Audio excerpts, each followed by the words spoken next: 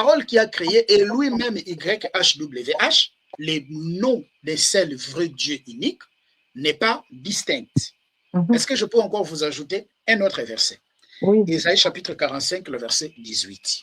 Je veux d'abord que vous compreniez cela et on va voir si cette parole c'est Jésus par lequel Dieu a créé. Ésaïe chapitre 45, le verset 18.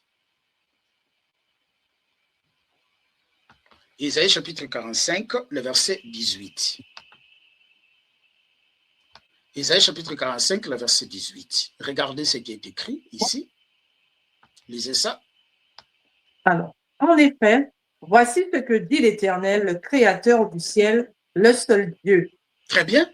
Qui a façonné la terre, l'a faite et l'a affermie, qui l'a créée pour qu'elle ne soit pas déserte, qui l'a formée pour qu'elle soit habitée. C'est moi qui suis l'Éternel, il n'y a pas d'autre. Bon, s'il a pris Psaume chapitre 63, Psaume 33, le verset 6, c'est dit que non, toutes choses ont été faites par la parole, et la parole là, c'est pas Jésus.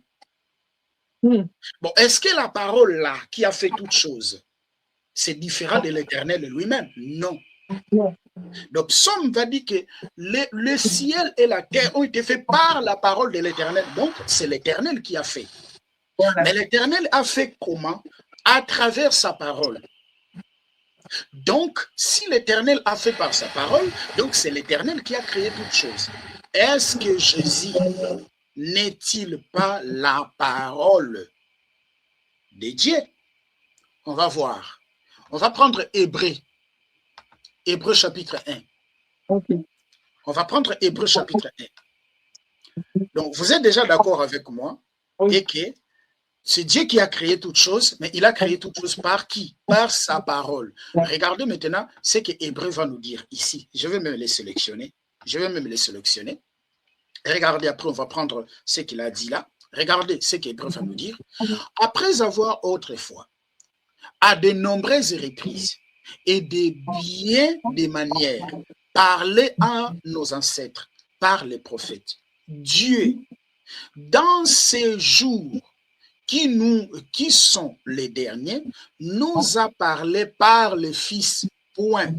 Il a établi l'héritier de toutes choses. C'est par lui aussi qu'il a créé l'univers. Donc, on nous explique que c'est par le Fils que Dieu a créé l'univers. Or, le Fils ici, c'est qui?